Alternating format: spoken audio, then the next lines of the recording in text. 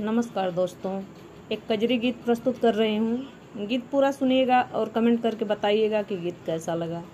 अगर गीत अच्छा लगे तो मेरे गीत को लाइक कीजिएगा, शेयर कीजिएगा और प्लीज़ दोस्तों चैनल को सब्सक्राइब ज़रूर कीजिएगा। अपना प्यार दुलार और आशीर्वाद दीजिएगा। तो आइए सुनते हैं इस प्यारे से गीत को। हरे रामा रे मजे में बरसे पनिया चली आओ जनिया ए हरी। हरे रामा रे मजे में बरसे पनिया चली आओ जनिया ए हरी। हरे रामा रे मजे में बरसे पनिया चली जनिया ए हरी। तेरे सिर के बाल काले काले बीच मोतियन मांग संवारे रामा। मोतियन मांग संवारे रामा।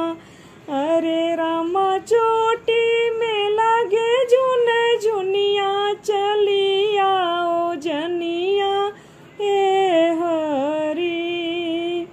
अरे रामा चोटी में लगी झुन झुनिया चली आओ जनिया ए हरी। कड़ा छड़ा छम्पाव बिराजे और पाव पर जनिया रामा।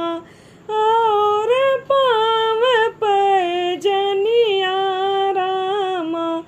अरे रामा कमर में शोभे कर धनिया चली आओ जनिया ए हरी।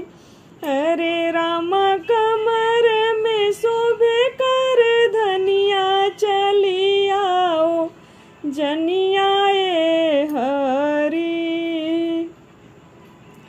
गोरी पहने रेशम की साड़ी जिसमें जाड़ी है सच्ची किनारी रामा।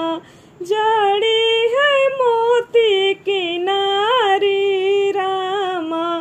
अरे रामा चोली कसी मुल्तनिया चली आओ जनिया ए हरी। अरे रामा चोली कसी मुल्तनिया चली आओ जनिया ए हरी। हरे रामा रे मजी में बरसे पनिया चली आओ जनिया।